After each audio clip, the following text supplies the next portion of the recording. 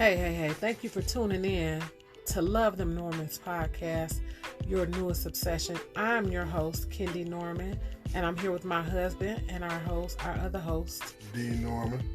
And today's show, you guys, we're switching it up a little bit. You know, since we started this podcast, we've been talking about us. Today, we're going to talk about the battle of the sexes, or what seems to be the battle of the sexes in our community, meaning between black men and black women. Before we get started, though, I just want to give my disclaimer. So please note that Love Them Normans Relationship Podcast may contain mature content, including profanity and sexual language. Also, this episode may contain racist rhetoric that may be offensive. This podcast is intended for adult audiences only and may not be suitable for children. Listener discretion is advised. Mr. Norman, let's get into it. You ready? Yes, ma'am. Okay, so this episode is Battle of the Sexes, Men and Women of Color. Why can't we seem to just get along?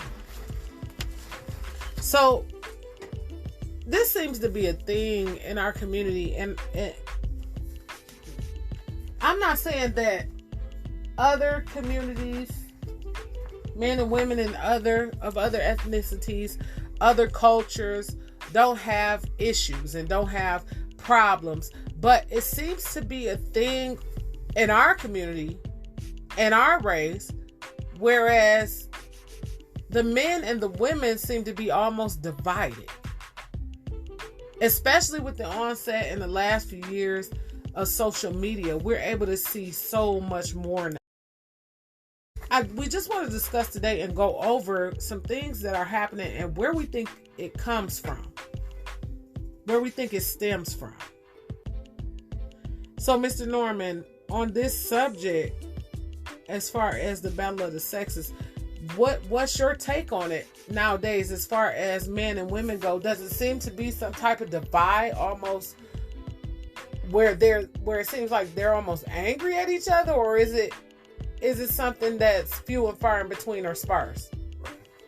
I really don't know, but to me, my personal opinion on it, looking from the outside, looking in, what I see is it seems like a lot of men today want to be women, and a lot of women today want to be men. Oh, shucks. So, I mean, that's enough confusion right there to just mess everything up. So, now, I am seeing a lot of that too.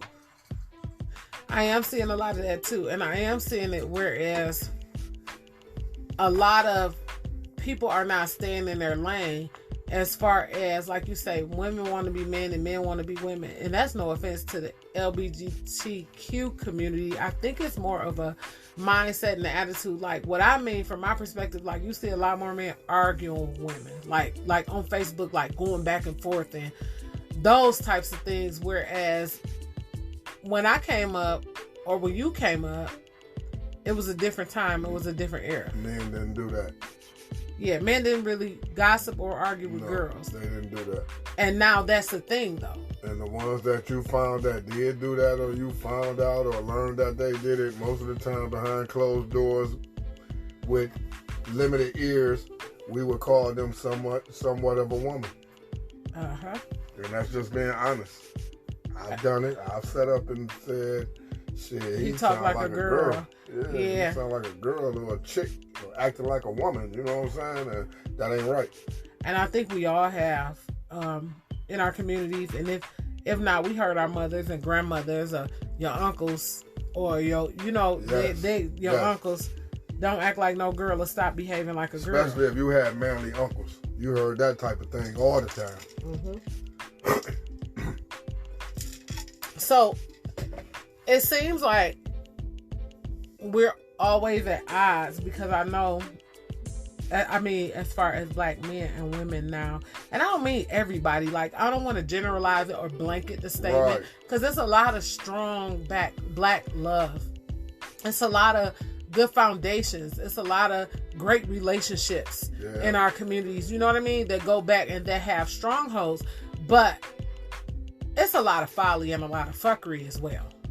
Yeah, you gotta dig deep to find that. Yeah. It's a lot of folly and fuckery as well.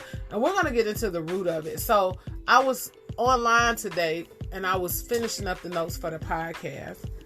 And I thought about something that I had read some time back, the Willie Lynch letter, which is the making of a slave. And you remember I had mentioned it online maybe about 10 years ago. And it got cut your page. Yeah, they cut my page and it really got no play from our peers, but that's neither here nor there.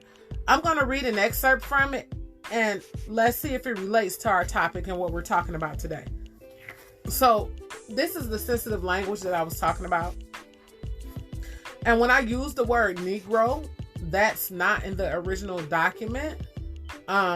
It's the one with the ER at the end in the original document. So wherever I use Negro, that's where they use that. So let's go ahead and go through this real quick. So we breed 2 Negroes, males, and with 2 Negro females. Then we take the Negro male away from them and keep them moving and working. Say one Negro female bears a Negro female and the other bears a Negro male. Both Negro females, being without influence of the Negro male image, frozen with the independent psychology, will raise their offspring into reverse positions. Say that again. Okay, I'm going back to Frozen. Frozen. Okay, frozen with the independent psychology. Independent psychology. I don't need no man. Will raise their offspring into reverse positions. And that's exactly what we see. So this was written in 1712.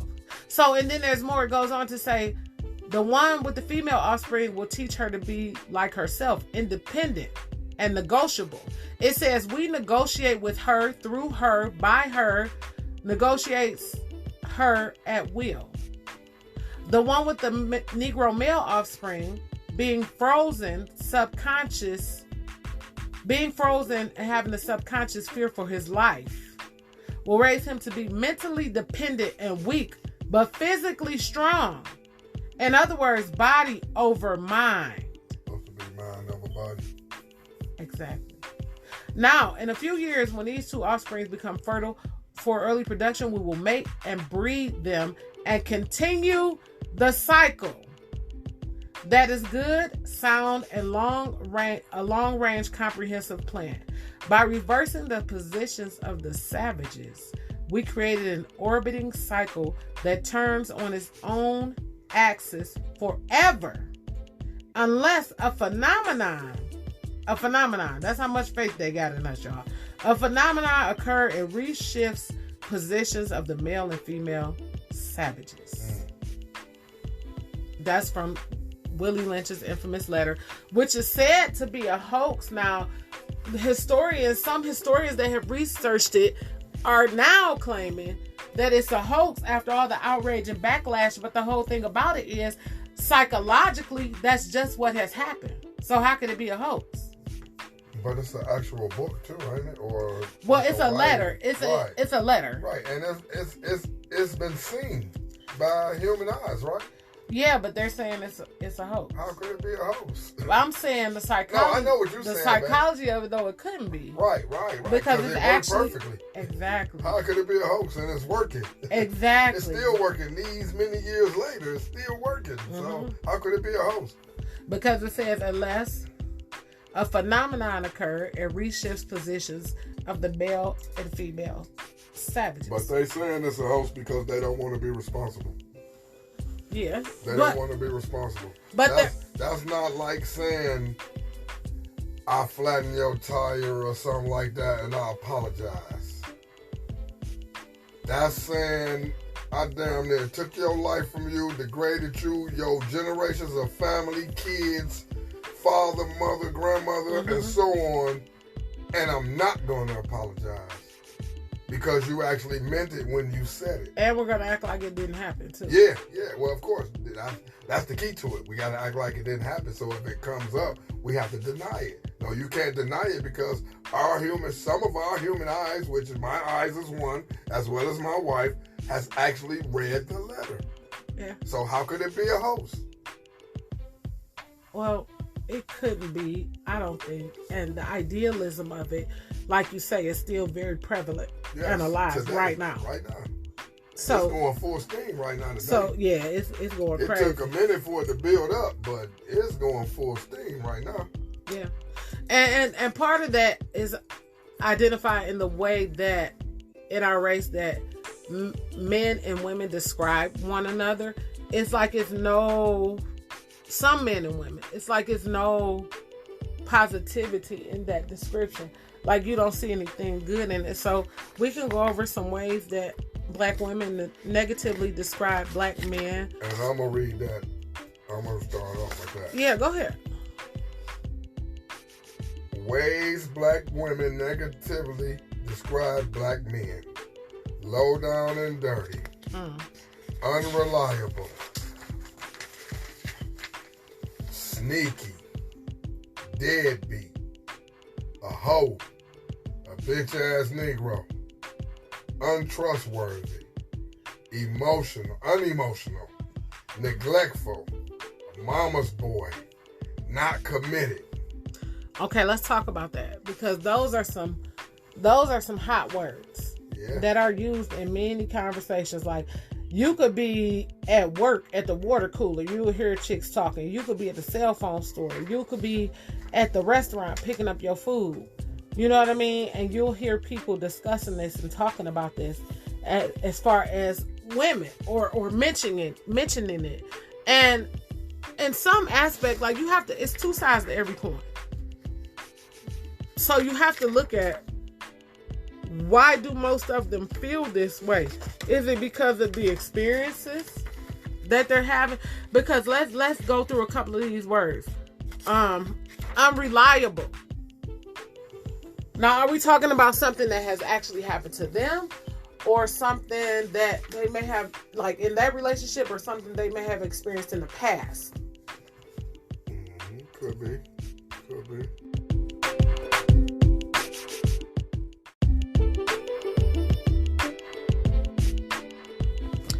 Or is it a learned behavior?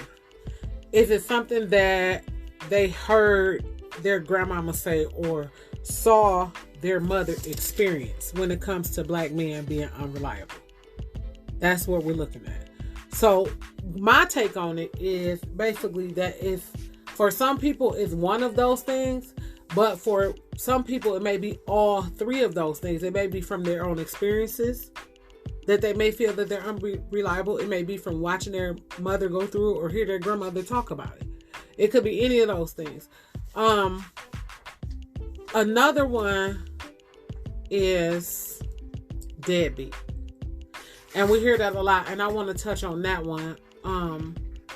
What comes to mind? What comes to mind for you when you hear that word? Because for me, and I just want to say this before I let you go. For me, when I hear it, it feels like it's always tuned to our race versus others.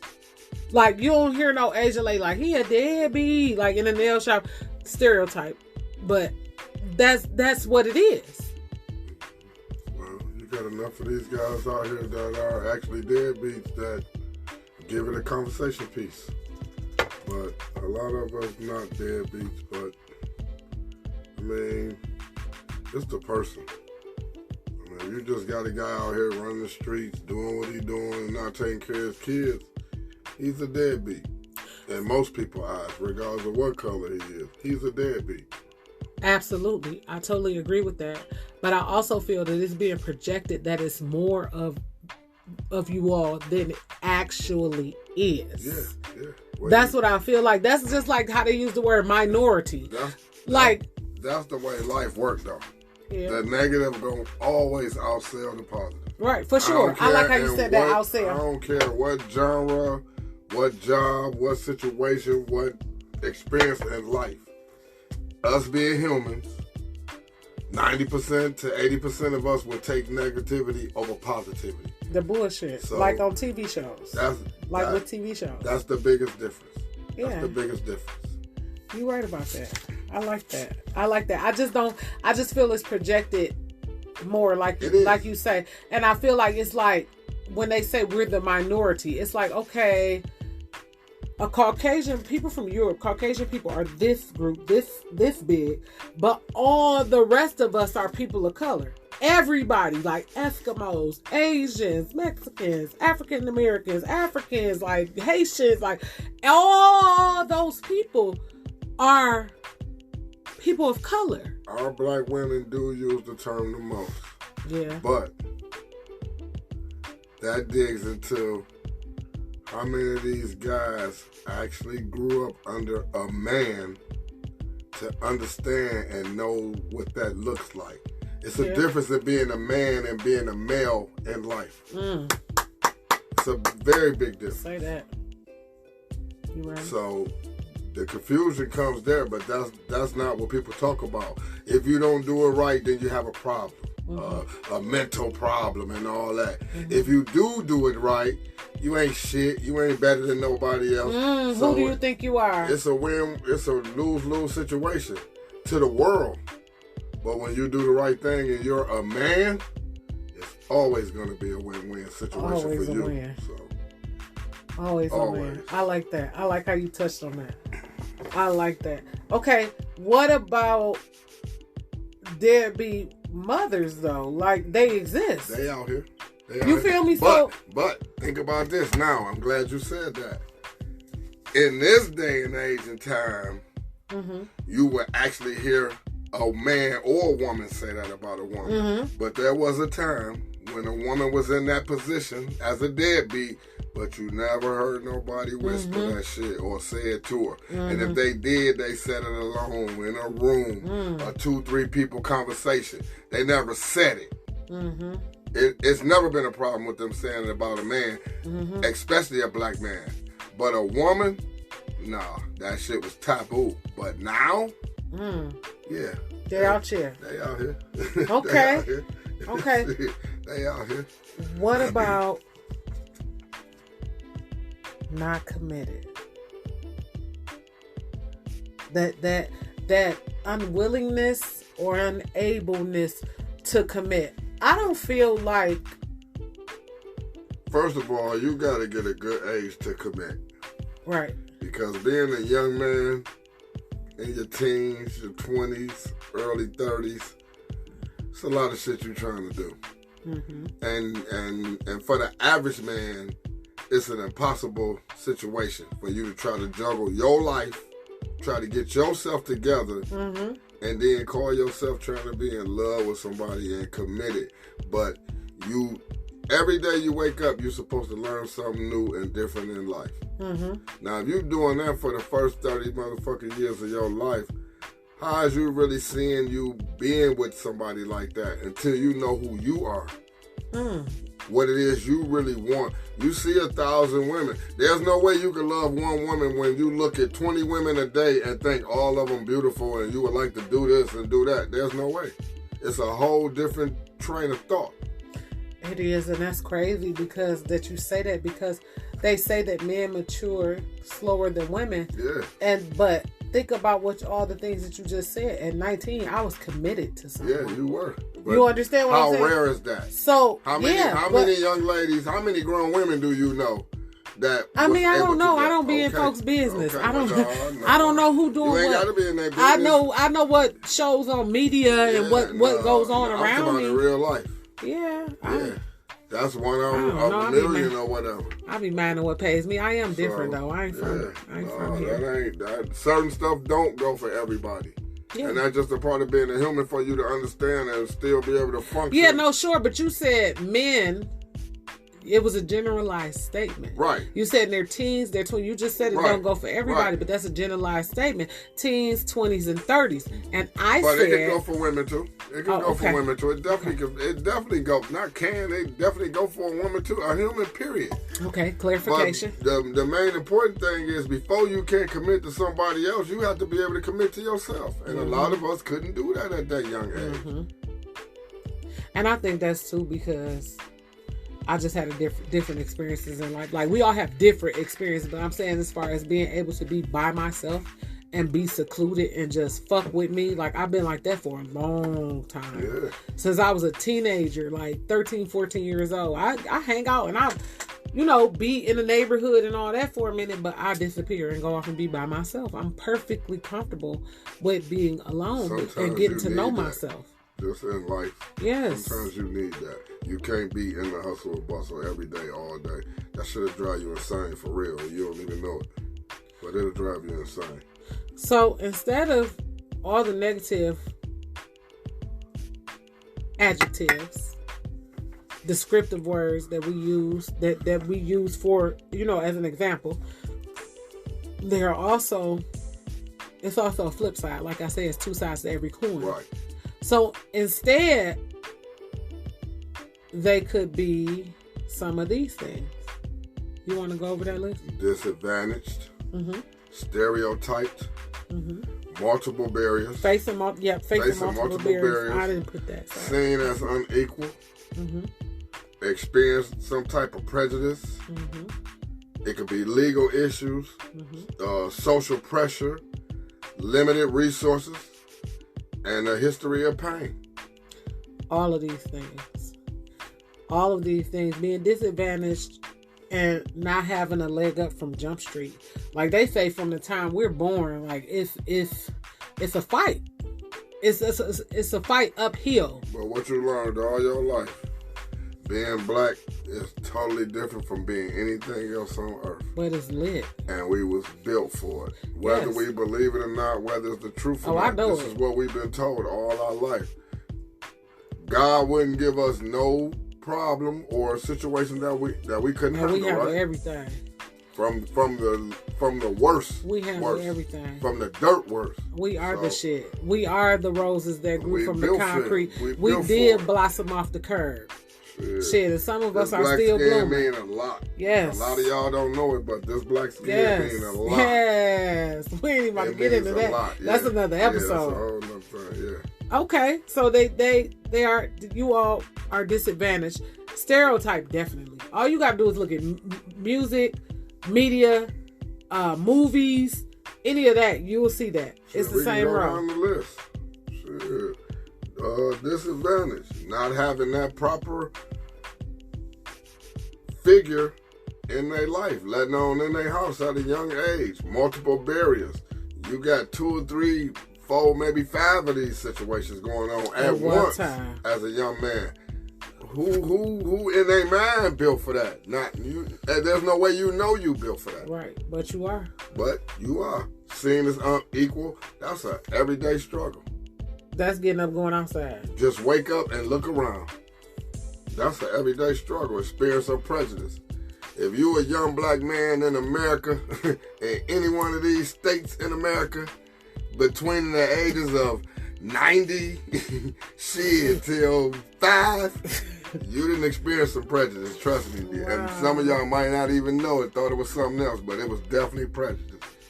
Legal issues, same thing. That's the difference between coke and crack. Same thing. Look at that. That's a sentence. That right there, the sentencing difference. Same thing though. Legal issues, it's a must that they get you in their system at a young age so they can have that hold on your ass for the rest of your life. And social pressure, that's where that ties in. Yes. Because it's a stigma on you. Yes. So how are you going out communicating, getting jobs, networking, building businesses, getting funding, doing all these things? You gotta be a certain person at a certain time in a certain place, and it ain't you. So it's basically changing you. Mm-hmm. Limited resources. Everything. That from jobs to healthcare to housing to education to everything. And the history of pain just sum it all up. It's that, it rolled down the hill. That's what you end up with after 20 to 30 to 40 to 50 years of this throughout a family. Generations. You end up with a history of pain. We went all the way back to 1712 on them. Come on, man. We went back to 1712. So now we're going to turn it over and we're going to talk about ways black men negatively describe black women. And I'm going to go through this list real quick. So some of the ways we're described as manly, disrespectful, big mouth, angry, difficult, also argumentative, slick, bitches, hoes, bitter, spiteful, and controlling. So let me run through this right quick. Now, one thing I want to say is, in each and every group, every ethnic group, there are people who behave as bitches. Forgive me and excuse me, but there are some people out here with some nasty, mean, hateful hearts and vicious words and nasty attitudes and twisted faces and making ugly looks at people and always got something to complain about. I mean, like Tupac said, I thought you might want to know why we call these hoes bitches. Like, I'm sorry. it's just what it is. But as overall, this is a general blanket stigma. Some of these things that they say about all of us.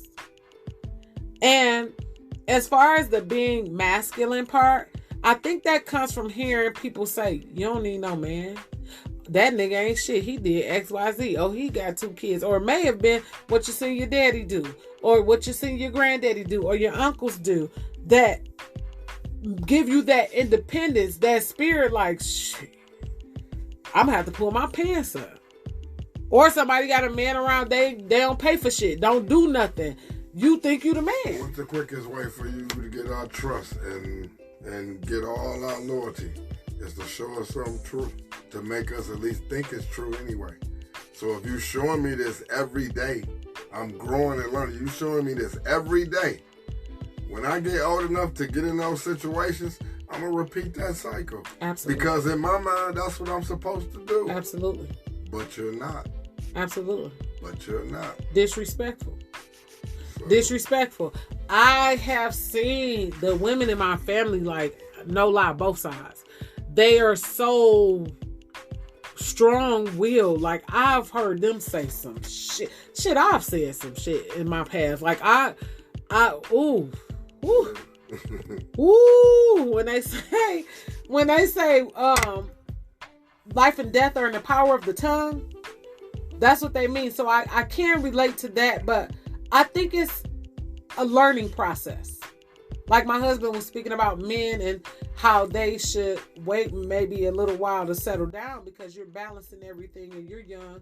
You're trying to do what you're doing. Well, I think it's a matter of learning to respect. And also it's a matter of respect being earned. Because if all you seeing around you as a young girl is folly and bullshit, you know, all the men around you mostly are not on their shit. They dope fiends, they cheating, they got a bunch of damn kids, they drunks, they sell dope, you know what I mean? It's who are you taking seriously? That's the whole reason why you manly. Going back to the first one. Big mouth. That goes with disrespectful. Angry, I think it's just for most people, frustration of doing it by themselves, of having that pressure on them all the time.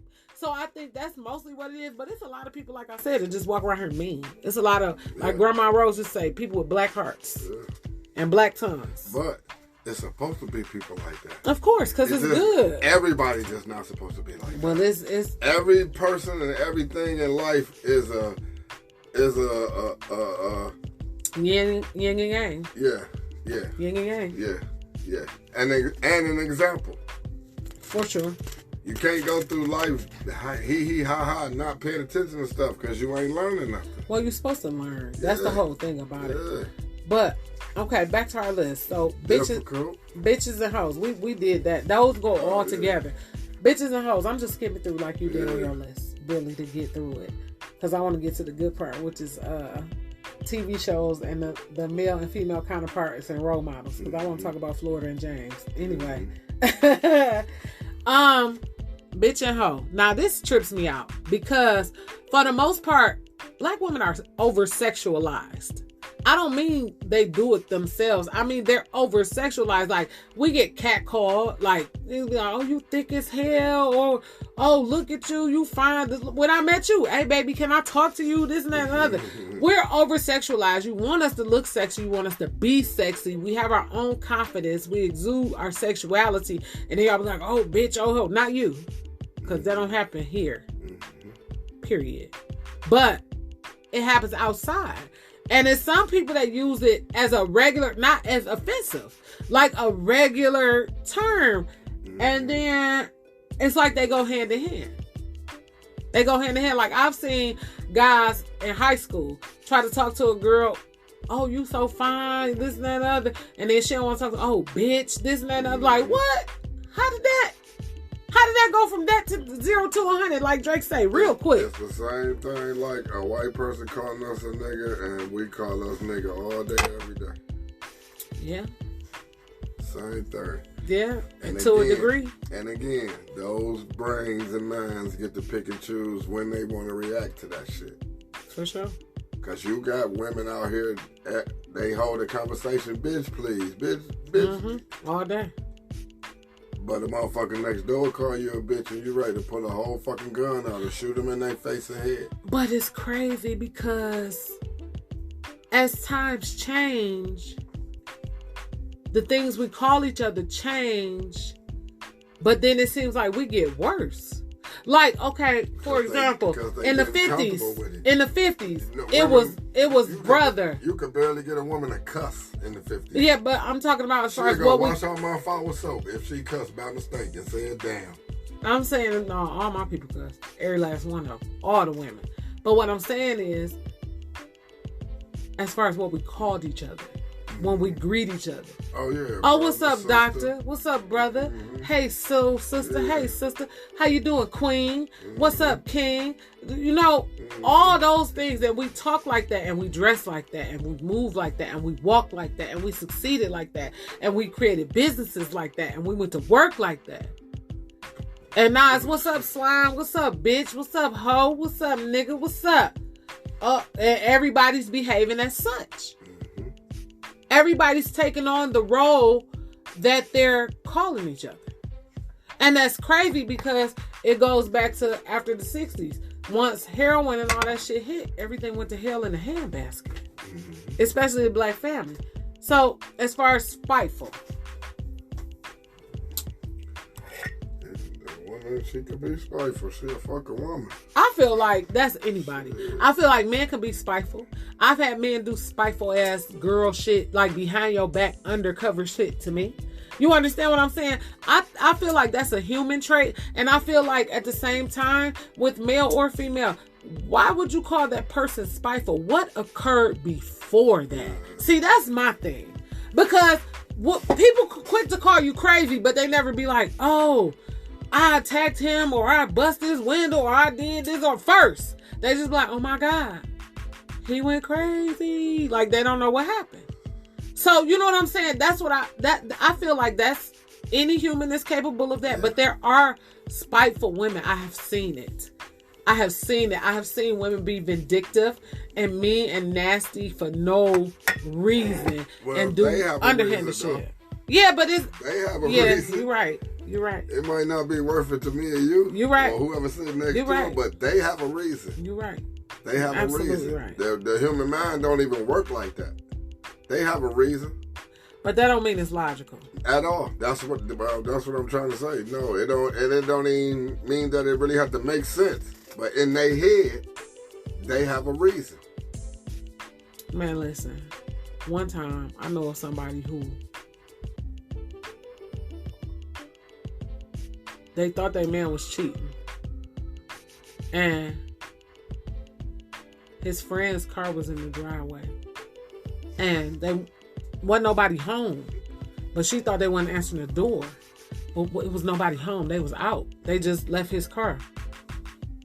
She threw a vase off the porch. I don't know how she picked this vase up. This vase was gigantic. It was at least a 4-foot vase. Made out of like brick, like concrete.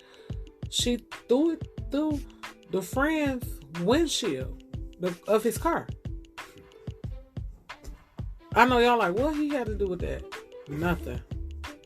So you see what I'm saying? Like that's spiteful. You don't know what happened. You don't know what's going on. You feel what I'm saying? But in that young lady's mind, she had every reason. Had a damn good reason. For sure. Okay. For sure. Yeah, that's all that is. That's all that is. I just feel like this. If you doing it, be right. You feel me? Like, about what you think. Supposed to. About what you think. You're supposed to, but shit, 90% of these motherfuckers don't. About what you think, like, man, please. Yeah, they just be doing shit to do it because that's something they've been wanting to do. They just didn't have a good enough reason. Now Or they got what they feel like is a good enough reason. Or on the flip side of that, are they unheard, hurt, stereotyped, seen as unequal as well, abandoned, disadvantaged, least protected on the face of the earth, Black woman. History of pain, pressure to look and act a certain way, viewed as strong to a fault. Yes. You feel me? Because it's like this, like in some families, grandma is strong, grandma the head. But in some families, grandma get hit. I know this unheard of in your house, in my house. But grandma get hit. Grandma can't speak her piece. You know what I mean? All that. So she's unheard, hurt, and at a disadvantage. It's women who are totally abandoned. Like, shit, my dad wasn't in my life. It's women, luckily I have my granddaddy though. But it's women who go totally without that. It's some women who don't have both parents, who experience that. You know what I mean? And that's a disadvantage in itself. Right there. And then as far as being least protected, y'all about to get mad, but I'm not even going through it.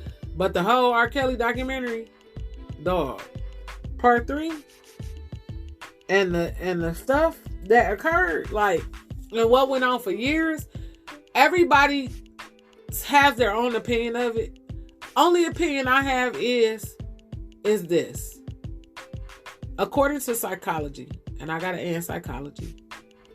According to psychology, if you're under 16 years old, the frontal lobe, the cortex of your brain, is not developed. The frontal cortex of your brain is the part that has rationale and helps you make rational decisions. Look it up. So, I know some of y'all have been 16 listening to this. Obviously, if you're listening to this, think about some situations you've been in that you don't talk about or that people don't know about. Somebody may have taken advantage of you and you didn't say anything because you felt like it was your fault or it was something that you deserved or that you shouldn't have been here with this person, so you didn't say shit. But what put that stigma in your mind? The same type of shit that people saying about these girls is the same type of shit you was hearing people say about other folks when you were young, and that's why you didn't say shit. Mm-hmm. And that's why you wasn't protected. Mm-hmm. You feel what I'm saying? So think about that shit. That's the thing. That's something to make you go, And then the last one I'm gonna pick is view is strong to a fault. Whew. Nigga be tired. And by nigga, I mean black women. Like, it's crazy how strong some are expected to be. I know some women with multiple children that have a man in their house and they still carry the load of the entire household. And that is ludicrous. I'm bringing Mike back. That is ludicrous to me. I don't understand that. Like, and they don't view it as like, he might go to work or something and then be like, okay, I'll go to work. Like, but all the other things that this person has to do, like, in a day, and they don't look at it like you doing a job. He looking at her like, okay, like, you've been here all day, but it's a full-time job, and you're viewed like you're supposed to do it. Then you're supposed to go to work. Then you're supposed to smile. Then you're supposed to be pretty. Make sure your hair done. Don't have no attitude. Don't get no attitude, because then now you angry. You get angry. Oh, we got to talk to you, Lakeisha, in the boardroom like this. So it's a whole kit that come out of suitcase. It's a whole kit to being a black woman. It's a stainless steel suitcase. That was a lot of S's, y'all. I did it. Shit. So, but like I say, that happened. All these things occurred. All the trouble occurred for us after 1960 and before 1880. Between 1880 and 1960, households with two parents were the most widespread form of the African American family structure. But today, only 44% of children had a father in the home, 44%. So that's a big decline from the rate of 70.7% in 1964. That's almost 30% decline. Yeah. All right, let's go to my favorite part. Let's talk about black families and the dynamics on TV for a few minutes.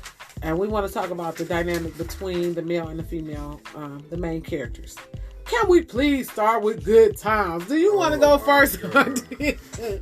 Just looking out of the window, watching the asphalt blow. Okay, I'm here. That's my show, y'all. Y'all can tell I still watch Good Times right now today. Good Times, Different World, Sanford and Son. But, brother, can we talk about Good Times? What you want to talk about? I want to talk about Florida and the Black Jesus picture. That's what I want to talk about, because I just felt like, I really felt like, did y'all feel like this? I felt like Walona should have been James' wife. And because Thelma and Walona could have been mother and daughter. You feel what I'm saying? I feel like they wanted James to be destitute in every sense of the word, even who he married. Because he was a black man. Yes, but she was always undermining him. Everything he wanted to do. Remember the $26,000? You need to turn it in, James. James, turn in the money. And then they got a gift certificate for spoiled meat at whatever that grocery store. I'm tired. Then she tried to kill him. Like when they get some money, she be like, "We having chitlins and pork chops and greens with hog maws and hog corn butter biscuits, hoggy dog." Like what? What? I couldn't stand that lady. Me neither. I couldn't stand that lady. Me neither. That was one of the most negative portrayals of a black woman. I mean. And it was true, because a lot of them was like that back at that time. Everything was just damn Jesus. Because with Walona, he would have got out the ghetto. She was a worker too. All Florida did was complain. They was like, "I'm gonna go to school. Like you gonna make more debt." She drove the bus. Yeah, I remember that for 7 minutes. Yeah. And Poe They could James. have made her way better than that. Why she couldn't be strong too? And then James was angry. Y'all already put the black man in a position where he just couldn't fucking win. I don't care how hard, how smart he was, how hard he worked, how loyal he was. He just couldn't fucking win. He always showing us then that we want shit. And that their wanted eyes. us to think that, right? That they wanted us to think that we want shit. Nah, that ain't the way that worked. Until the Jeffersons. Yeah. And then we moved on up. Yeah, but look how they played George. Why he had to be bougie and George uppity was because he was rich and moved to the east side? Why he couldn't still be the same George that climbed them stairs when he got to the top? See, that's the main thing about that shit. They was showing you either be James or be George. Ain't no way you could be successful. Ain't no way you not supposed to be able to be successful and be who you are. Yeah. Not who y'all want me to be. Yeah. Be who I am. That shit crazy. He was the Black Archie Bunker. Yeah. He was a bigot too. He taught. He Racist. showed hate as well. And his wife was meek. She didn't have the backbone of a woman of a millionaire. Yeah. You know what I mean? Of a wife of a millionaire. Florence. They gave her the typical. They gave Marla Gibbs the typical maid role. She was snappy though, but then they put her in that stereotype with the mouthy. You know what I'm saying? They put her in the position as the maids that was slave maids wanted to say and do. Yes. Like we gonna give you a little leeway. Yeah, that's what they did. Oh shit. That's what they did. Norma. Shit. All right. That was good. Okay. Cosby Show. Oh my God. Boop, boop, boop, boop, boop, boop. You know that's my shit right there. That's my shit right At there. At that time, it was unbelievable. But right now, we know people living like this. For sure. Listen. The Cosbys was my shizzle. Dr. Huxtable was my TV dad. Like I said, I had my granddaddy. He couldn't beat my granddaddy. My granddaddy was the Black Superman. But Claire, how she handled that family, baby, but still was soft at the same time, she was a lawyer. She was tough, but she was soft. At the same time, she knew how to be a woman. She had her satin pajamas. You know, they showed you, they insinuated that they got down. You ain't gonna see that on primetime television on Thursday night at 8 o'clock. But they insinuated their kids were well-rounded. They even showed how Denise fucked up. You know what I mean? They had their little things where they messed up, but at the same time, they pretty much kept it clean and they kept it good, and it was a good thing to aspire to, but it wasn't really it was worth having. But it wasn't really fair, because the whole thing about it is, at that time, it wasn't a lot of opportunities for us. It wasn't a lot of opportunities in the 80s and the 70s to get these things done and become as affluent as they were at that time.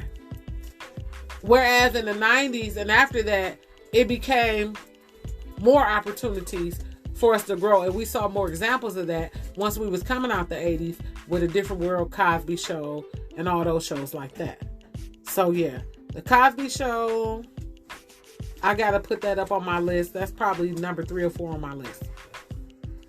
But in the 90s, it changed. The dynamic changed, and we got to see how people live without necessarily being married. Martin, Living Single, shows like that. They showed dating. They showed healthy friendships.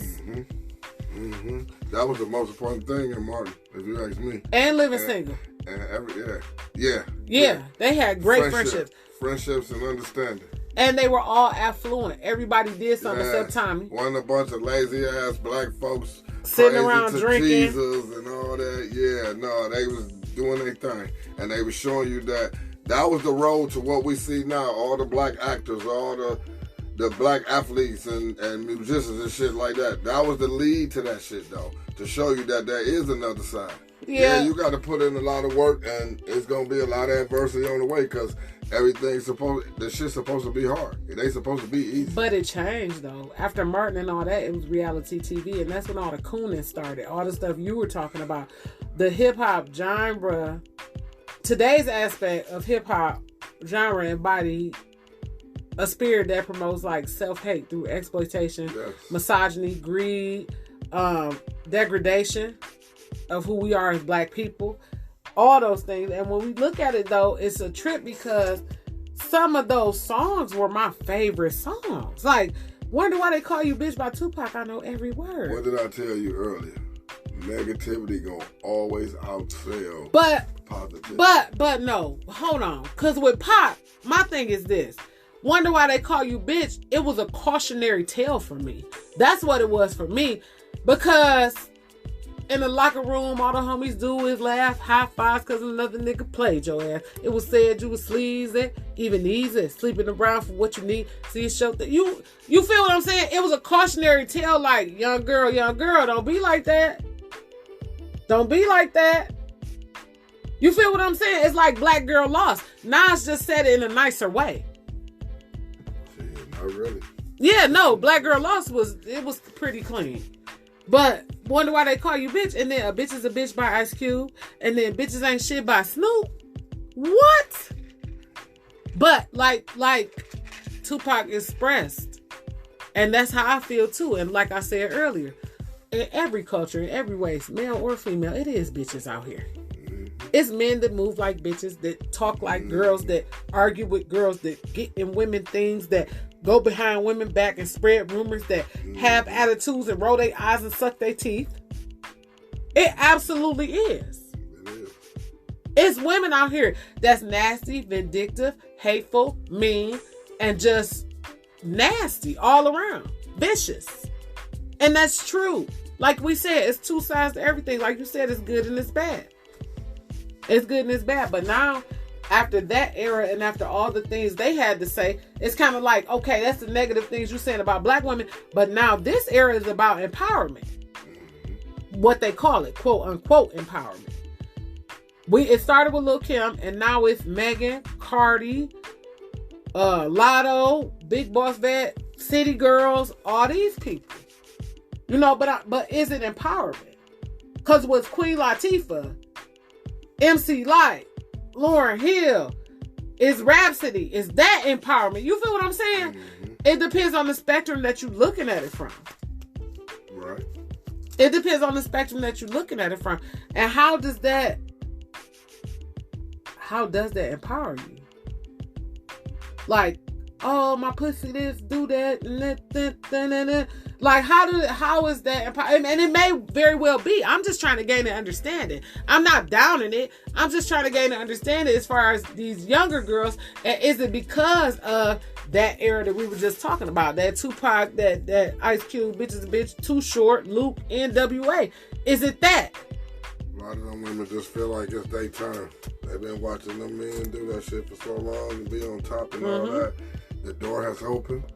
There's nothing to stop them. No white man, no obstacles, no nothing. There's nothing to stop them. So they feel like it's their turn. Especially not for streaming. How long have they watched and listened to our black men talk like that? That's what I'm saying. So is it like a yin and a yang to that? It's a learned behavior. It's a learned behavior. For sure. Because like we say, definitely learned it in their environment. You hear the women talk about the men and the men talk about the women, depending on how your family was and how you grew up. Now, personally, my mother did not talk bad about my father. And my father had a hell of a life in these streets. That's all I'm going to say on wax. Because my daddy is still here and I'm going to respect him. But my daddy had a hell of a life in these streets. So my mother never said nothing bad about him. No, like no matter what went wrong, she just be like, just do something for me. Like, just always be there for your daddy. And they ain't been together since the 80s, y'all. Since the early 80s. I was born in 81. So, you know, she always had that respect for him. And that, you know, that love for him to just be like, hey, you know, he got issues. Just make sure you treat your daddy with respect. So that's love. And now that I'm grown, I understand it. You know what I'm saying? Because never would I talk bad down on you to your kids. Like, that's some sick shit. Yeah. Never would I sit up and talk bad about you or he did this or that. And none of that shit. Like, that's not your business. First of all. And second of all, this is your dad. Like, this is your parent. Like, I'm your parent. I don't expect you to sit up and let nobody talk about me in your face. Mm-hmm. So I'm just not going to do that. And I'm a big fan of going to the person. You know what I mean? I don't want to talk to you live and direct. And if I don't talk to you, it's just because I don't have shit to say. You feel what I'm saying? Not you. But I'm saying the individual that I would have an issue with, if I don't talk to you, I just don't have shit to say to you. You know. If you know, you know why. But that's neither here nor there. Back to what we talk about. How you gonna win when you ain't right with them? So ultimately, the battle of the sexes ends in, like, what y'all gonna do? Like, are y'all gonna get married and procreate or be together for a long time? Because marriage ain't for everybody. You feel what I'm saying? Yes. So are you just know, without that title and that paper now, when it comes time to say goodbye and for one of y'all to go to eternity, you don't got no motherfucker say so. Yeah. So when his mama and aunties walk up and they want a purple suit, bitch, and you know he always wore black, you have no say so. Sit in the back of the church. You will not be on the front row. I just want you to know. So I got my title. I got my paperwork and my ring. And 22. So how you gonna win with it when you ain't right with it? Everybody want the marriage, the house, the commitment. Nobody want to do the work. Women are masculine from being taught to be independent, like we said, never depend on a man. Men are feminine and being raised by their mothers with no male compass, meaning their father. We talked about both of those things. So how can you come to a I want to say truce like with the gangs. I want to say truth because you come to a solution. I'm talking about a truce between black men and black women because they act like because it's the battle of the sex. They act like they can't stand each other. Most of them, and it's like, what do you do? That shit gonna go on for time. It's like, what do you do? But it can't because we running out of time because we gotta find some type of unity in order to succeed. Not enough of us understand that though. Enough of us have to understand. So 5 of us. So hold on. So 5 of us gonna accumulate wealth, but we supposed to sprinkle that shit over. Okay. Don't you see hear people saying every day? I won't. Them black motherfuckers got all that money. They don't share. I won't wait for you. You real motherfuckers for you. I I won't wait for you. It got to be the right people. I won't wait for you. The people that really love their people. I won't wait. I'm telling you, because like my grandma Tootie used to say when we was kids, she used to say, I'm telling you, you better get on the ark. And we was like, what the fuck is she talking about? I'm telling you, you better get on the ark. She used to tell us about the world and how it's changing. Get your shit right. Get on the ark, like Noah's ark. Get on the ark for this shit come and blow all this shit down. She said it's gonna all learn and figure out what the fuck is really going on. For sure. Well, all these facades and this bullshit and smoke screens thrown up in your face and you so damn fucked up. You paying attention to it. You don't even, you looking to the left, staring that lost your man, it's mind, all going on the right. And the real shit going on the right. Y'all better wise up. Y'all better wise up. Or we gonna lose for sure. No, they gonna lose. They gonna lose. We ain't losing shit. We are winners. Yeah, I'm saying. We are winners, shit. Boy, if we gotta get a space pod, we are winners. If we gotta get a submarine, we are winners. If we gotta get an air balloon, we are winners. Yeah. If we gotta live in a tent in the mountains, we are winners. I know we don't. We need resources for us, all our siblings. No, for real, because the thing is this. Y'all know the story of the little red hen, don't y'all? This is what me and my sisters talk about all the time. The story of the little red hen is basically the little red hen wanted to bake some bread real fast, right? So all her friends is around her farmhouse friends, the pig, the goat, I don't know who, all these niggas. You gotta get the book. But it was a bunch of farm animals. So she like, I'm gonna bake some bread. Okay. So she pulled the grain for the wheat. She did that. All right, she broke the wheat down. All right, she made flour. All right, she mixed that shit. Okay, she made the dough. She got the whipping it. Okay, she laid out the dough, rolled it up, put it in the oven, took the bread out, buttered it by herself. Why when she took the bread out, turned around, everybody was sitting at the table with napkins wrapped around their neck? She said, "You did not help me pull the wheat. You did not help me mix the flour. You did not help me knead the dough. You did not help me bake the bread. You did not help me butter the bread. You shall not help me eat the bread." Now, I'm going to end it on that. So, the solution is learn to spend time alone. Stop putting up with abuse just to say you with somebody. He's my man, like just because you want to be with somebody. Seek therapy alone, and if you're in a relationship, do it first alone and then together, so you can come to an understanding of yourself first. Do shadow work. Ask yourself the hard questions. That's work within. Like, don't lie to yourself.